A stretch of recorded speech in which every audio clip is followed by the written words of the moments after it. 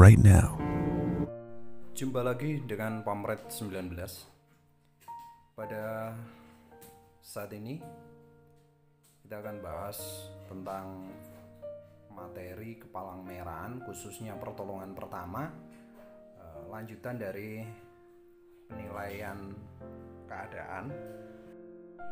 Oke, langsung saja kita bahas tentang penilaian dini. Pada tahap ini, penolong harus mengenali dan mengatasi keadaan yang mengancam nyawa penderita dengan cara yang tepat, cepat, dan sederhana. Langkah-langkah penilaian dini yaitu dibagi menjadi 6 proses langkah-langkah penilaian dini.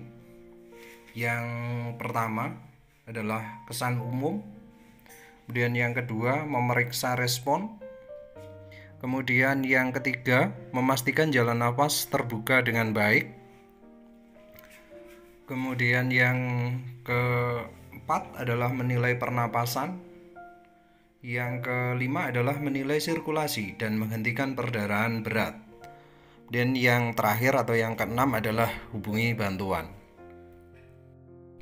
Langkah pertama dari penilaian dini yaitu kesan umum. Pada langkah ini, pertama-tama penolong harus menentukan apakah kasus yang dihadapi adalah kasus trauma atau kasus medis. Nah, apa sih kasus trauma? Kasus trauma adalah kasus yang disebabkan oleh suatu ruda paksa, mempunyai tanda-tanda yang jelas terlihat dan atau teraba, misalnya luka terbuka, luka memar, patah tulang, dan lain sebagainya. Hal ini dapat disertai juga dengan gangguan kesadaran dan sebagainya. Sedangkan kasus medis adalah kasus yang diderita seseorang tanpa ada riwayat ruda paksa. Contohnya, sesak napas, pingsan. Pada kasus ini, penolong harus lebih berupaya mencari riwayat gangguannya.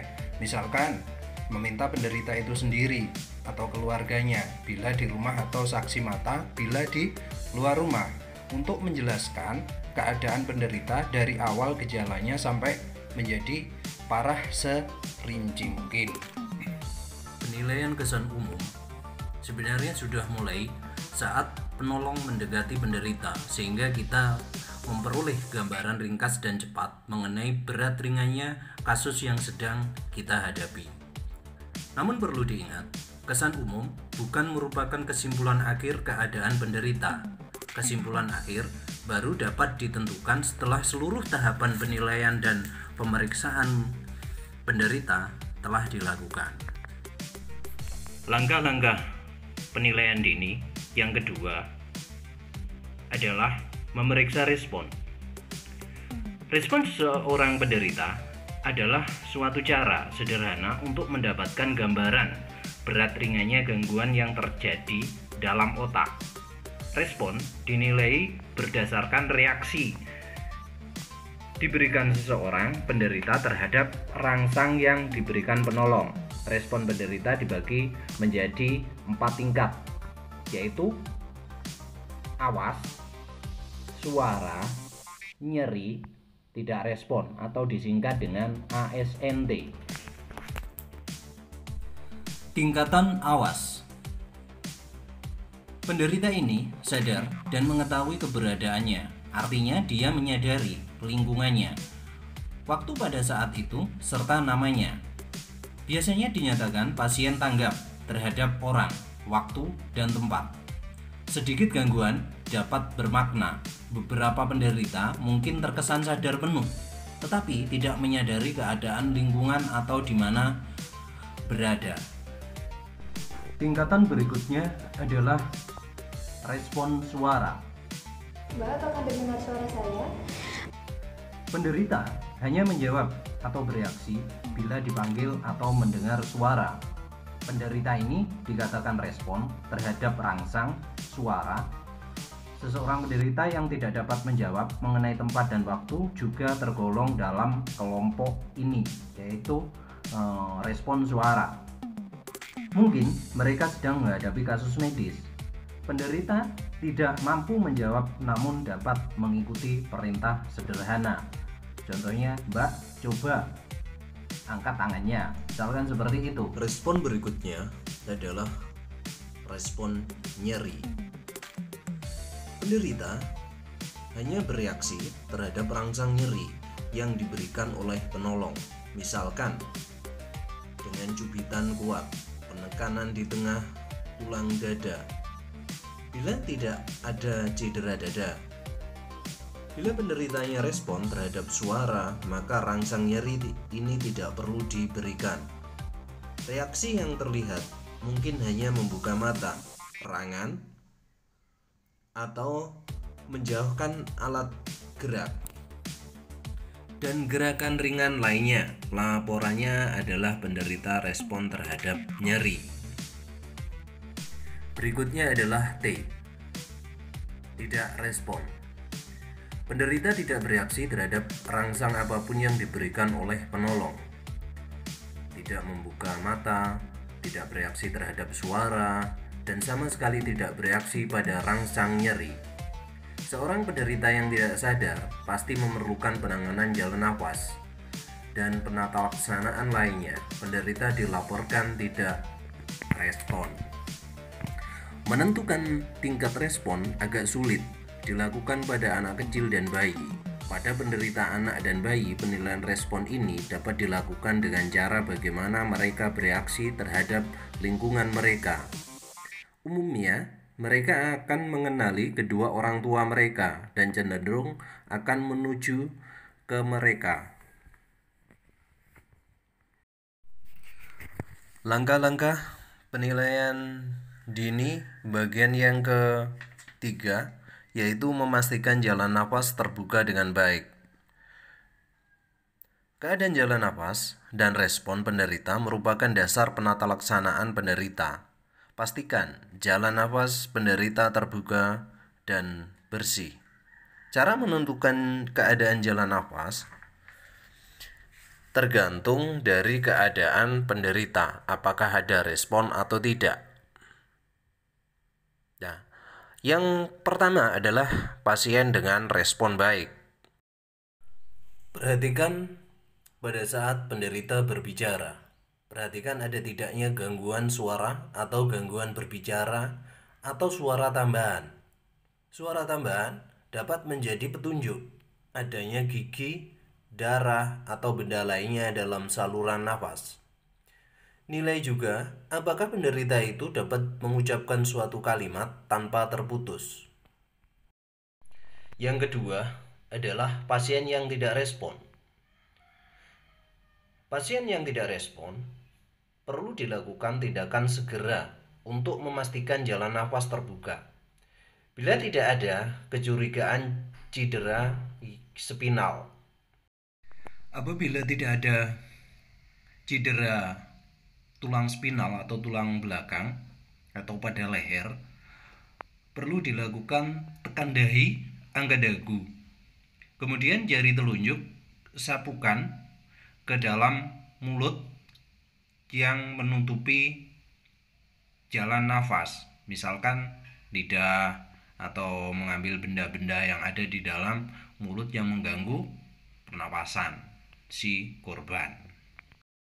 Langkah-langkah penilaian dini yang keempat adalah menilai pernapasan. Setelah jalan nafas dipastikan terbuka dengan baik dan bersih, maka penolong harus menentukan pernapasan penderita. Periksa ada tidaknya napas dengan cara lihat dan rasakan. Nilai selama 3-5 detik. Penilaian pernapasan tidak terbatas pada ada tidaknya nafas saja, tetapi juga pada kualitas dari pernapasan itu sendiri. Apakah napas penderita cukup untuk dapat mempertahankan hidup? Bila ternyata penderita tidak bernapas, maka segera lakukan tindakan bantuan hidup dasar dan resusitasi jantung paru. Langkah-langkah penilaian dini Yang kelima adalah menilai sirkulasi dan menghentikan perdarahan berat. Pada pemeriksaan ini, penolong menilai apakah jantung melakukan tugasnya untuk memompa darah ke seluruh tubuh. Pastikan denyut jantung cukup baik dan tidak ada perdarahan yang membahayakan nyawa. Menilai sirkulasi ini dibagi menjadi dua. Yang pertama adalah penderita respon, periksa nadi radial atau pergelangan tangan. Itu adalah untuk orang dewasa. Sedangkan untuk bayi, yang diperiksa adalah nadi brachial atau bagian dalam lengan atas. Kemudian yang kedua adalah penderita tidak respon. Periksa nadi karotis atau leher, kecuali pada bayi, tetap diperiksa pada nadi brachial. Ada tidaknya nadi diperiksa dalam waktu 5-10 detik. Bila tidak ada nadi, segera lakukan tindakan RJP atau resusitasi jantung paru. Perlu diingat bahwa pada penilaian dini, penolong hanya menentukan ada tidaknya napas dan nadi. Jangan terpengaruh dengan penampilan cedera penderita. Pastikan dahulu bahwa tidak ada perdarahan yang dapat mengancam nyawa, termasuk perdarahan yang tidak terlihat. Hati-hati pakaian penderita. Ketika pakaiannya tebal dengan warna gelap, dapat menyembunyikan darah dalam jumlah yang cukup banyak. Cara menghentikan perdarahan akan dibahas di kemudian hari. Langkah-langkah penilaian dini yang terakhir atau yang keenam adalah hubungi bantuan. Apabila dirasa perlu, segera minta bantuan atau rujukan. Mintalah bantuan kepada orang lain untuk melakukannya atau lakukan sendiri. Pesan yang disampaikan harus singkat, jelas, dan lengkap. Hubungi bantuan segera bila penolong menilai bahwa penderita tidak ada respon. Bila Anda merupakan penolong yang memang datang ke lokasi kejadian karena dipanggil, maka meminta bantuan mungkin tidak diperlukan lagi. Bila memang dianggap perlu, maka untuk meminta bantuan tidak perlu penolong itu sendiri yang melakukannya, tetapi dapat memanfaatkan orang yang berada di sekitar kejadian. Setelah melakukan penilaian diri, maka segera kita lakukan pemeriksaan berikutnya sesuai dengan kasus yang kita hadapi, yaitu kasus trauma atau kasus medis. Penilaian ini dilakukan secara terarah terlebih dahulu, baru dilanjutkan dengan pemeriksaan fisik rinci. Dalam penilaian dini, perlu juga dipertimbangkan prioritas transportasi penderita. Apakah harus sesegera mungkin atau dapat tertunda atau ditunda? Penilaian terarah akan sangat membantu menentukan hal ini. Penilaian dini. Hal pertama yang harus dilakukan adalah mengamankan kondisi sekitar, yaitu memastikan penolong dan korban aman dari lingkungan sekitar selama proses pertolongan. Yang kedua adalah meminta izin dan memperkenalkan diri. Tujuannya agar identitas diri penolong jelas dan diperbolehkan untuk menolong korban. Permisi, Mbak, saya dari relawan PMI, boleh membantu Anda? Selanjutnya, tanyakan identitas diri korban dan bagaimana mekanisme kejadiannya. Namanya siapa, Mbak? Tadi kejadiannya gimana? Tenang ya, Mbak, nggak apa-apa. Kemudian, menentukan kesan umum pada korban. Kesan umum adalah kegiatan menganalisis apa yang dialami oleh penderita, apakah kasus trauma atau kasus medis. Kasus trauma disebabkan karena kecelakaan, sedangkan kasus medis adalah karena penyakit medis seperti MAH dan lain-lain. Selanjutnya adalah menilai tingkat kesadaran korban dengan cara ASN. Yang pertama adalah awas. Amati apakah korban respon dengan awas. Yang kedua adalah suara. Mbak, apakah dengar suara saya? Amati apakah korban respon dengan suara, dan yang terakhir adalah nyeri. Amati apakah korban respon dengan nyeri. Korban respon ataupun tidak, segera hubungi bantuan. Apabila korban respon dan dapat diajak berbicara, berikan pertanyaan sederhana. Apabila korban tidak respon dengan ASN, lanjutkan pemeriksaan dengan memastikan jalan nafas terbuka, yaitu dengan ADTD. Angkat dagu, tekan dahi. Dan posisikan penolong dengan posisi LDR, yaitu lihat kembang kempis perut, dengar suara hembusan nafas, dan rasakan hembusan nafas. Selanjutnya adalah hitung nafas 3-5. 1, 2, 3, 4, 5. Kemudian hitung nadi 7-10. 1, 2, 3, 4, 5, 6, 7, 8, 9, 10.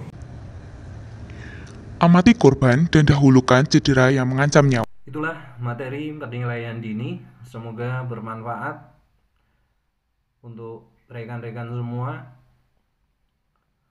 Kalau ada salah kata atau salah ucap di dalam penyampaian materi ini, saya mohon maaf yang sebesar-besarnya.